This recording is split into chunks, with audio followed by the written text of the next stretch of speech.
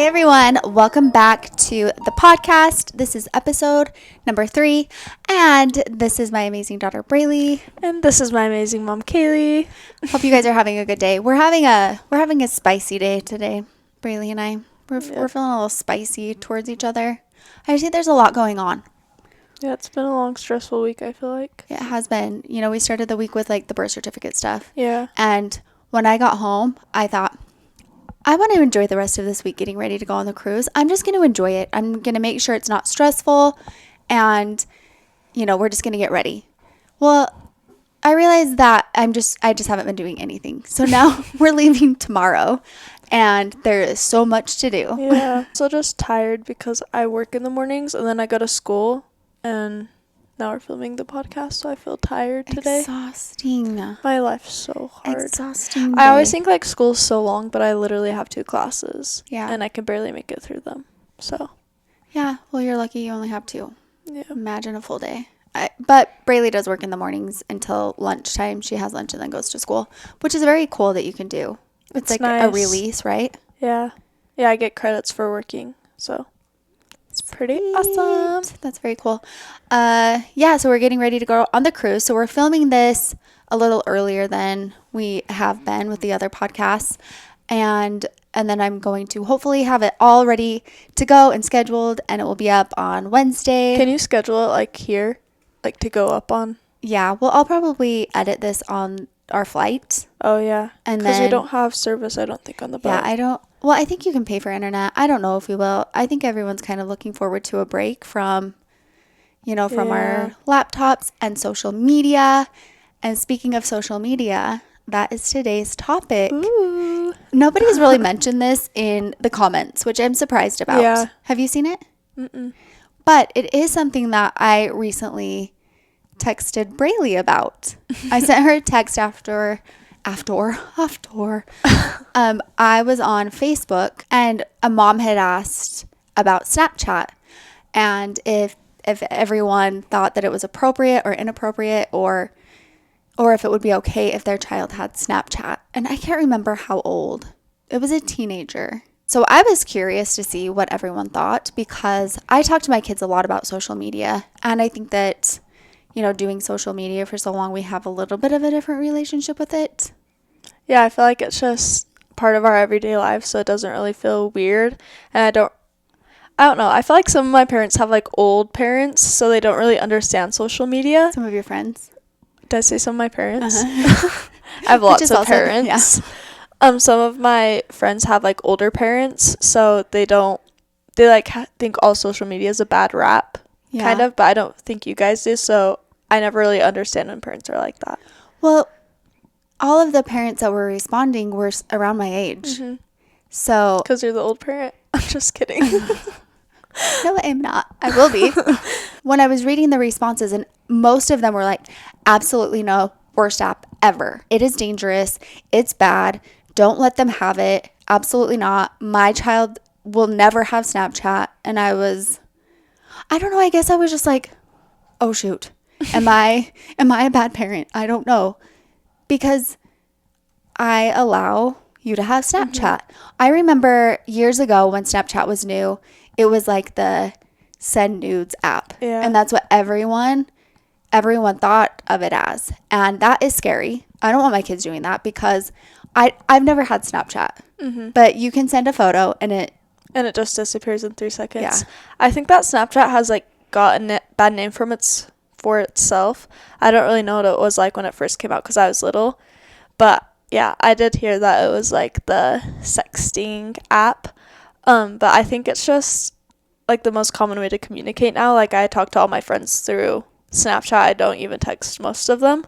So I think it's weird when parents are like so over the top about it. But I do think that there's a good way to use Snapchat and a bad way to use Snapchat, just like all social media. Right. So after I read all of these opinions, and there were a few that were like me and had allowed their kids to, and they just said, you know, I check in with my kids all the time. That is how they communicate. And some of them did say, you might not know that your kid has Snapchat. So after I read all these, I immediately texted Braylee, and I was like, be honest. I'm not going to take Snapchat away. I trust you. but I want to have this conversation. Why is Snapchat bad? Why are all of these parents saying this? Should I not be so easygoing with social media? Because I realize that I parent in a way that maybe a lot of people would disagree with. I give my kids the benefit of the doubt until they prove to me that I shouldn't.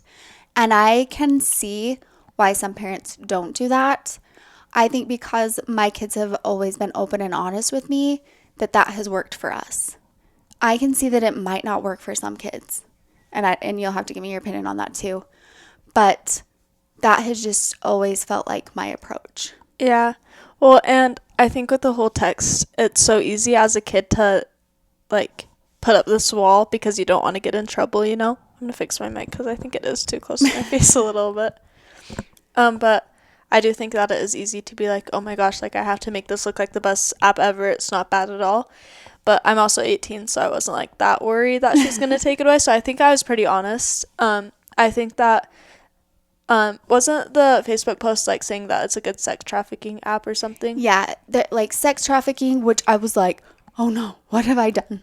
Or, just predators finding kids online. And I have read stories about that, but I've had a lot of conversations like, don't just let anyone be your friend. Do not communicate. Like, we talk a lot about that and we always have. Yeah. I basically just said that I think that it is there's a right way to use it and a wrong way to use it. Me and Gage have grown up on social media our whole life, so we know not to accept like random follow requests, random ads on Snapchat. We don't follow random people back. Just because we do have like followers who do try and follow us and add us on Snapchat, we're very aware of who we do add and if we know them or not.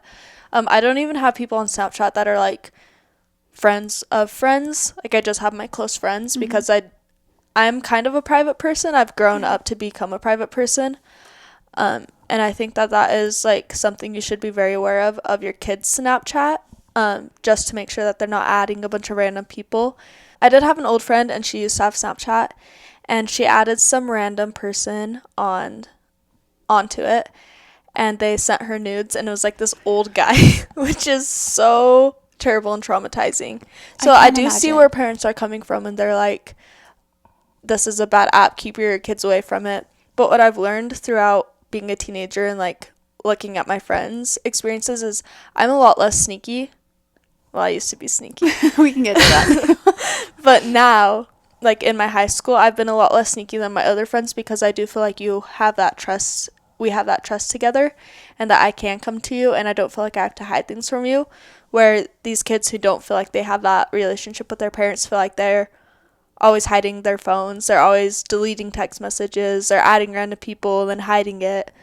But I feel like when parents do have trust in their kid, then they're more likely to be open about what they're doing on their phone. Right. And I think that it's scary. We hear stories. I remember hearing a story not too long ago, and it was a younger teenage boy who had formed a relationship with someone and I think did send nudes, and then they were blackmailing him. And I think that it ended really, really bad and it's heartbreaking. And after I heard that story, I talked to Gage and I just told him, no matter what you do, if you get into a situation where you are being blackmailed or, something like this is happening, and I told him this story, please always come to me. I am always on your side. I get that we all make mistakes, but you have to know, like, you can come to me. And I don't know if I'm doing things the right way. That's why I text Braylee, because, like, should I not? Like, should I not let Gage have it? But I didn't want to approach it in a way like Braylee said, if I just sent a text and was like, what do you think about Snapchat? Then that can make a kid, like... Yeah, be like, oh, shoot, like, I need to sugarcoat every single thing that I'm saying. Yeah. And I didn't want her to feel like I was going to take it if she told me the truth, because with Braylee, she is 18. I'm not going to take it away from her. And I do think that she uses it really responsibly. But I was like, what about Gage? Do we think, are you checking in on him? I feel like boys are more dumb when it comes to social media too, because they're not like scared. Like they just do whatever, Yeah. I mean, I think Snapchat is so weird. When my kids are like taking like pictures of the side of their face and they're like, and then sending That is it. Gage. Like, why would anyone want to communicate in that way? Snapchat is so weird. That's how everyone Yeah. is communicating. So do you think that most teenagers are communicating through Snapchat now? Yeah, I don't like have any friends that I just text. It's always through Snapchat. Like, you can send snaps, which is pictures, or you can send chats, which is in the chat. So, like, texting them. Okay. And that's where a lot of people communicate. I also like Snapchat because I feel like it's my Instagram's public, my Visco's public, my TikTok's public. Like, I feel like everyone can just see that stuff, but on my Snapchat, it's so private. Like, that's where I really express who I am. I post dumb things on my story. It's just, like, my close friends, so I don't really care what I post. I think sometimes that can be scary because kids can be dumb and send nudes and feel, like, really comfortable in the app. But I feel like you should trust first. Like my mom said, trust first. And if they break that trust, then that's when you should start being strict. Yeah, being more strict with Yeah. it. I mean, when we started talking about social media with Braylee, we were pretty strict. Yeah. So strict. Very different than we are now. And how old were you? Were you 16 when you got, or 15 when you got I was 16 Instagram? when I got Instagram. And it was like so exciting. But we did that because, again, I trust until that trust is broken. And Braylee got Instagram before she was supposed to. I was such a bad little kid. You weren't a bad little kid, but you were very sneaky. And she did it on Gage's iPod so that we wouldn't know. It's because I left my iPod in my locker at school for the weekend. Okay. I think that it was hard being a middle schooler and all my friends having social media and not having it, so it was easy to sneak it. Yeah. Like, I wanted to be the cool kid and I wanted to fit in with all my friends and I wanted to communicate with them because, again, none of them texted on messages. So it felt like sad that I was included into that. Yeah. I was also in 6th grade when this happened. So it wasn't that big of a deal. I just came out of elementary school. So it's not like you guys were being like overly strict and, Right. being Well, and I hard just on want to me. say, if a parent feels like it's not time for their child to have social media, I think that is fine. I agree. I think every parent gets to decide how they parent when they think that their child should get social media. And I just hope that they're having those conversations because, like you said, you just felt like you were missing out. I agree, but I also think that there's like an extent where that comes to. I know a lot of kids who are my age and they're still not allowed to have social media. I think that's where things are bound to go wrong because as a kid, you automatically think your parents don't trust you. So it's like, oh, well, they already aren't giving me that trust, so why don't I just break it? Okay. Like, there's nothing to get broken if they're not trusting me already. And it's easy to just have it and worry about the consequences later as a kid because you do want to fit in. You do want to be able to talk to your friends and not be the weird kid that's texting everybody. But I do think that is important to have limits, especially as young kids, because social media is such a big thing in our lives now. Yeah. And sometimes I do wish that I didn't have social media because I miss like the cute love letters that people send to each Yeah. other and the actual dates and the communicating in person. Well, I remember you saying at a certain point that when you get together with friends, everyone is just on their phone. And that does suck so much because that was so different than how I grew up. We had phones, but they didn't have internet. Yeah. We didn't even text. And that makes me sad because I just think you're missing out on so many experiences and things that you could be doing together at this time in your life. But it is normal everywhere we go. I think the hardest part about social media for me is that you're already talking to your friends 24/7 throughout the day. So when you do get together, there's nothing to talk about because you already know what's going on. You're posting pictures on your story, telling stories about what is going on in your life. So there's nothing to talk about. And just recently, like a year ago, I really stopped being active on my Snapchat. Like, I still snap people random pictures, but I like to have those conversations in person. Like, me and my boyfriend barely text throughout the day. We'll send like random pictures every once in a while because I value my time with him and I value like having those conversations in person instead of always being active on my social media. And I feel like you can't really enforce that as a parent, and you can't be like, you can't give kids screen time. Well, you can, and a lot of parents do give their kids screen time. But that's something that the kid has to make the choice of. They don't want to be so active on social media. They want to gain relationships outside of the screen. And I think it's important just to let your kid figure things out for themselves to an extent. So do you think that a lot of kids who aren't allowed to have certain apps do, and they hide it? Yes, 100%. All my friends that aren't allowed to have social media have it, and they just hide it. Like, you might not think this, but most of your kids probably have a backup phone. I do. A backup phone? Yeah.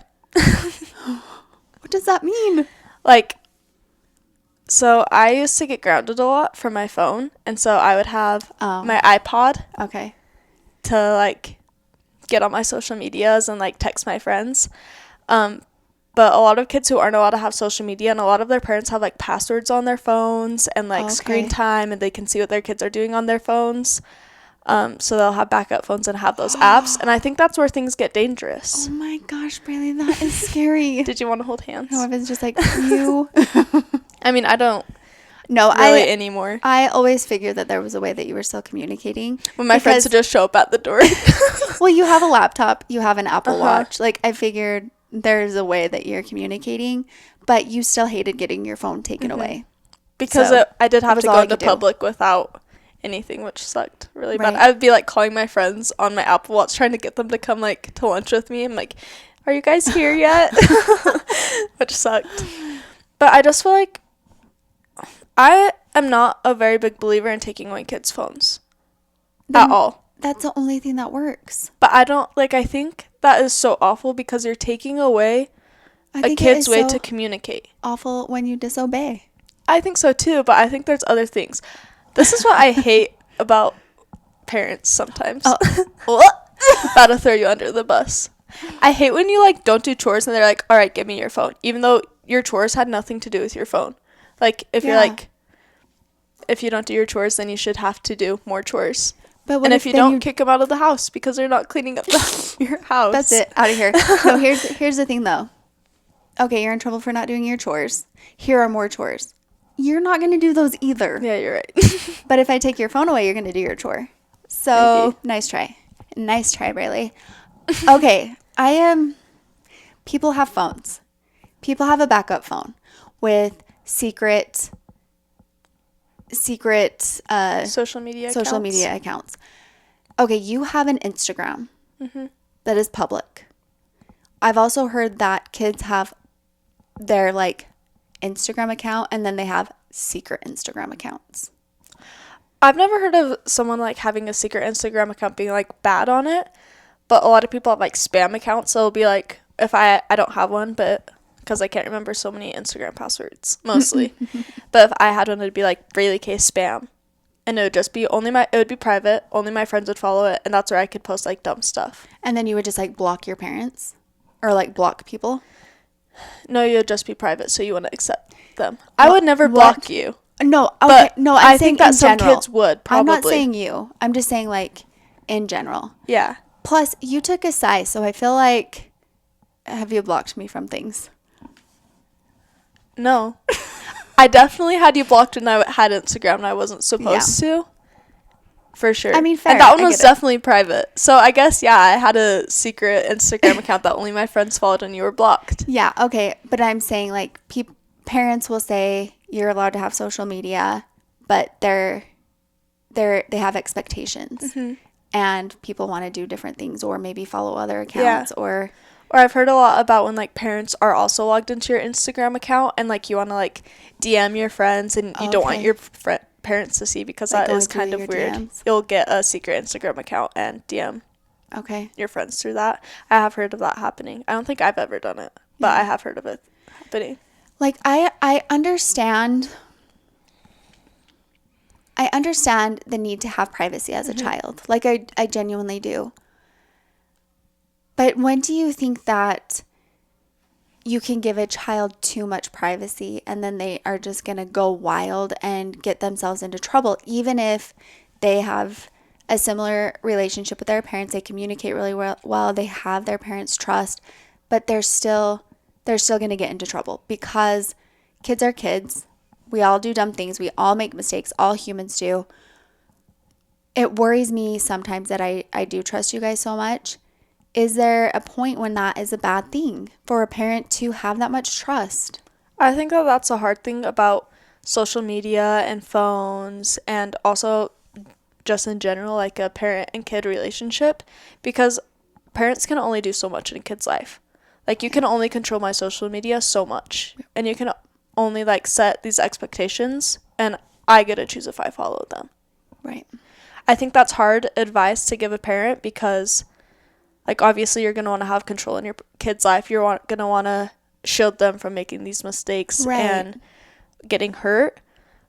But kids are going to have to learn, especially with social media, because we know so much more than you guys do.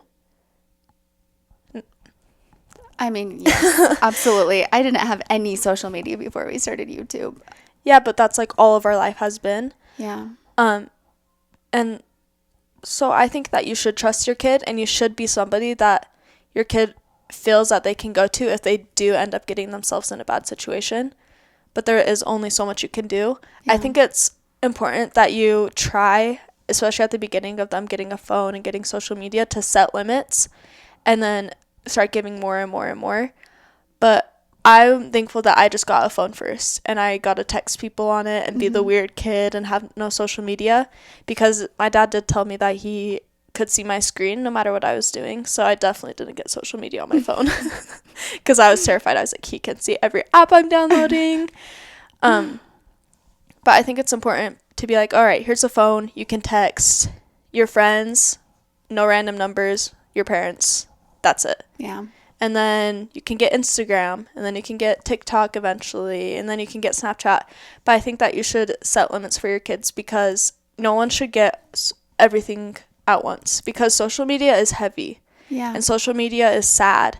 And like in middle school, when I wasn't supposed to have social media, I literally got bullied on Snapchat by some random girl, and it was so sad. But you didn't know? But I couldn't tell you because... Oh, you had Snapchat. Yeah, I did have Snapchat, but I couldn't tell you because I was scared that you were going to be mad at me. But I think that's important to like try and shield them from it. But because I knew that I wasn't allowed to have social media, and that fear, I was scared to come to you about it. But I still learned from it. Like, I learned because I added this friend of a friend that it wasn't a good idea, and I never did it again. I never added just random people. Oh my gosh, Braylee. I could just die right now. I can't believe it. Okay. I act like I was just this little girl, but I was in 7th grade. So I wasn't completely crushed over it. It was just, you're fat and ugly and your boyfriend doesn't deserve you. But I was also in middle school, so it was fine.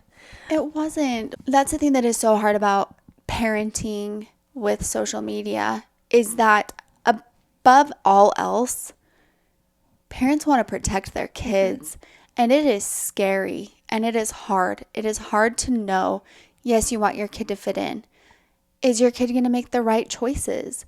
Okay, now we know if we don't allow it, maybe they'll be sneaking around. How do we trust our kid fully? There are so many parts to this that it feels like as a parent you're in a lose-lose situation, and it is terrifying. And to know that you were feeling and going through being bullied like that and feeling alone, that breaks my heart. At the same time, going back to that, I just wonder how I would have handled it if you would have come to me. Would I have handled that in the right way? I don't know. I might have just been really mad at you and made the situation worse. You know, the way that I feel about things now, having experienced it, social media hasn't always went perfectly smooth in our household. There have been a few things that I've been like, listen up. If this doesn't change, then something's going Last to. Year? We don't need to talk about it. It was funny. It wasn't a huge thing, but it was a big deal to me. Yeah. And I was like, Oh, I can't even remember what I was saying now, other than I've learned a lot about social media and more about communicating and listening. I just want to know a way that we can help. How do we help a parent? Besides just saying, well, you should trust them. No, they shouldn't. Not always. I think that it's important to know that your kids are also building strong relationships with their friends. And they do have people in their corner that they can trust most of the time. Like when I was getting bullied, I had friends that were there for me because they knew. And like, so I wasn't alone. Like I wasn't, like going through this big thing because I had people in my corner. And I know that's not the case for everybody. Mm-hmm. But like, I don't. What if it isn't the case for everyone? What if there is someone who's on social media, they don't have a solid group of friends who are like in their corner, and now they're adding people that they shouldn't, maybe. And now it becomes a place where they could fall victim to a predator. I think that's when it's important to check in with your kid and, like I said, have those boundaries with your kid. Like I feel like it's easy to notice a difference in your kid. Do you think so? Like if they're sad or if they're starting to distance themselves or if they're cut off from. Well, I would like to think so, but I didn't know you were going through that. Yeah, that's true. It's also really hard when kids become teenagers because hormones are all over the place. Kids are reacting differently, and I usually think like, okay, it's going to be okay. Like, I know you're feeling a little out of control, and we talk about those things. But so I don't know. I think that they can be missed. I think that there comes a point where parents' hands are tied and they can't do much in a kid's life when it comes to social media. I think that everybody is still learning like the impacts and the bad things that social media has on every single person, especially kids. And I think that I don't want to say this because I think that sometimes social media can result to really bad things happening, which is why the subject is kind of like hard to touch on, because I have never been bullied bad enough that I felt like I had nobody to talk to. Yeah. And I know that's not the case in everybody's lives, because I do know a lot of people that social media has been so hard on them that it destroyed their mental health. Yeah.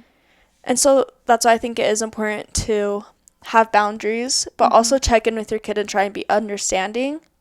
But you still need to have that trust, because if a kid feels like you don't trust them, like I said, they're not going to want to come to you about it. Yeah. So if you're always checking in and you're being like, hey, how's Instagram going? Mm-hmm. Like, have you made good friends on there? How is, like checking, how's this friend? Yeah. Just really being involved in their lives enough that they feel like if they were being bullied, they can come to you. Mm-hmm. But like I said, I haven't been bullied bad enough that I felt alone. Yeah. And so I think it is a hard subject to touch on, and every single person's different. Everybody's feelings are different. So it just really depends on the kid, and your kid, how they'll react to things. Yeah.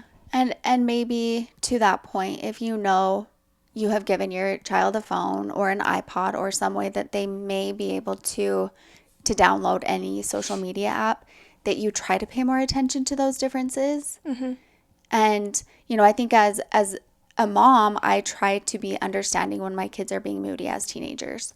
And I don't want to pry too much, but I still try to check in, is everything going okay? And so maybe doing that and just seeing if they're responding differently. I do know that conversations can be really hard to have with our kids. And when we hear stories about different things that happen on social media, even though it might be hard to talk about and it might feel uncomfortable to, I still just think if you hear that and it scares you, you have to have that conversation with your kid.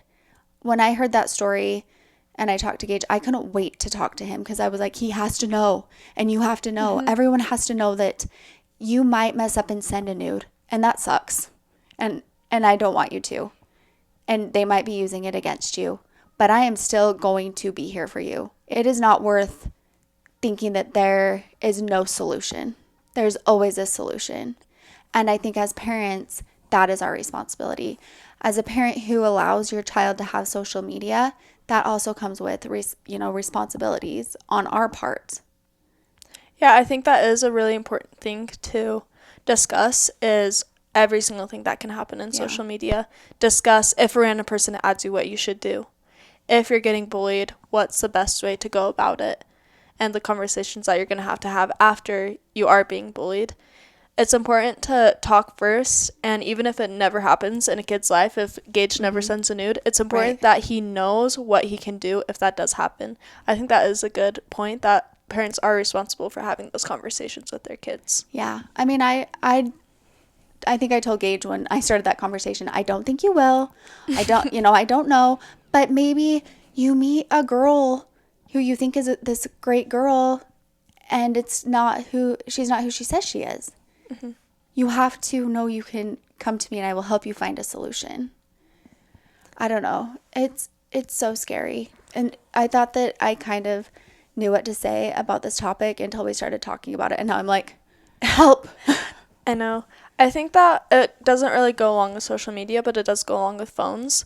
A lot of rules that I've noticed throughout all my different friends is that a lot of parents will take their phones at night.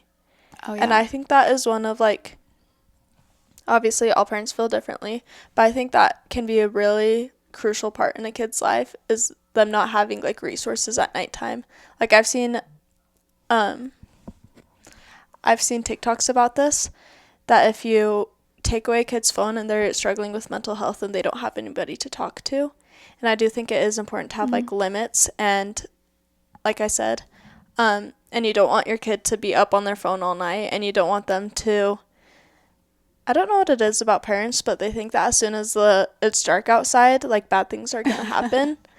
But they're going to do the same thing at nighttime that they're going to do during the daytime on their phone. Well, it seems like at nighttime, one, we want you to be sleeping because you need sleep. That's important.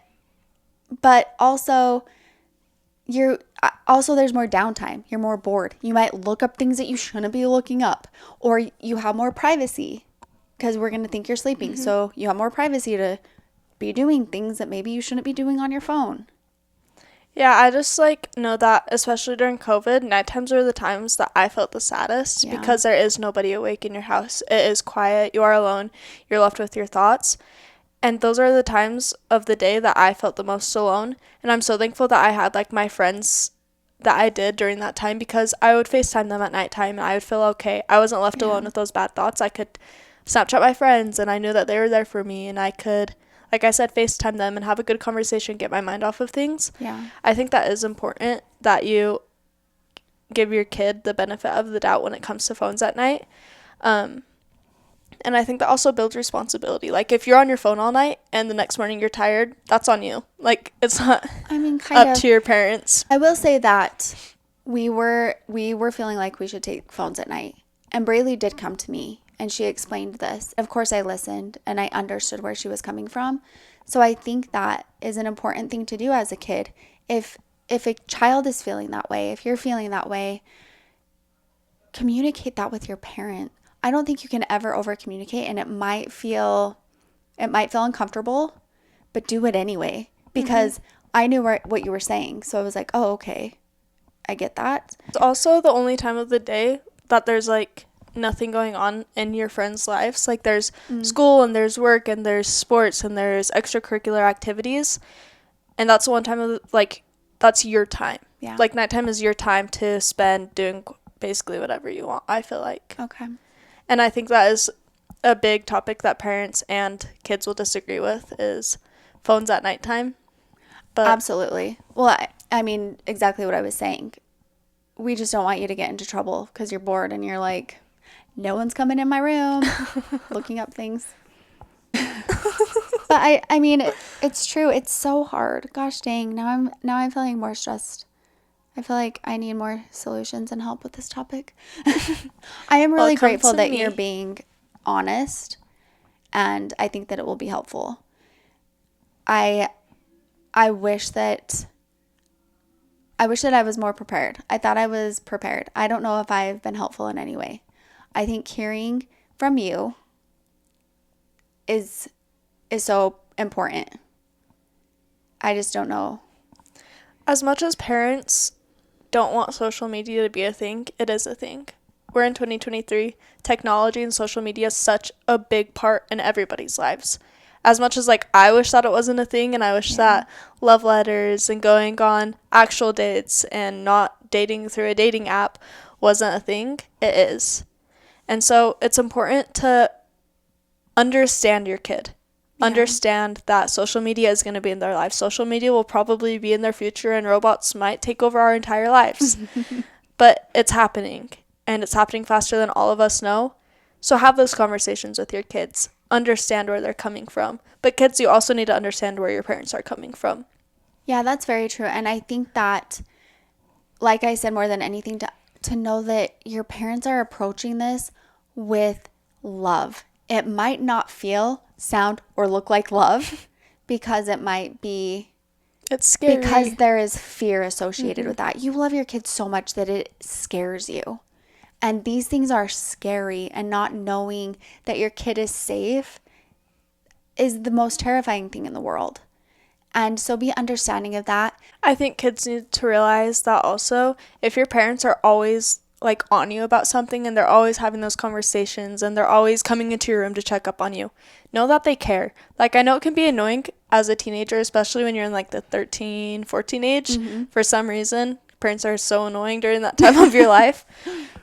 But like, I personally feel so lucky that I have a mom that is always checking on me, always outside my bathroom door, and I'm in the bath asking me if I'm okay and coming into my room to have conversations with me, because I feel like I have felt so much like less alone in those situations. So allow your parents to be in your life.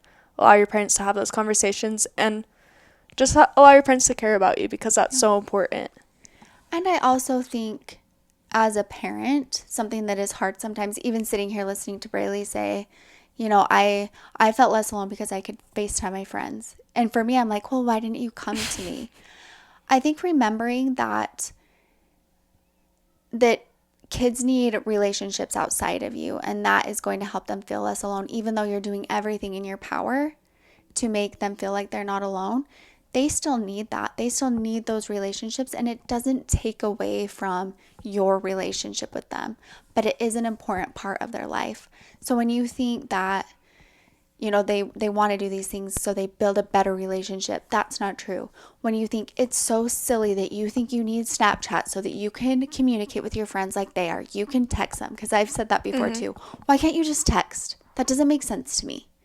It makes sense to them, and it is how they communicate, and those things are important.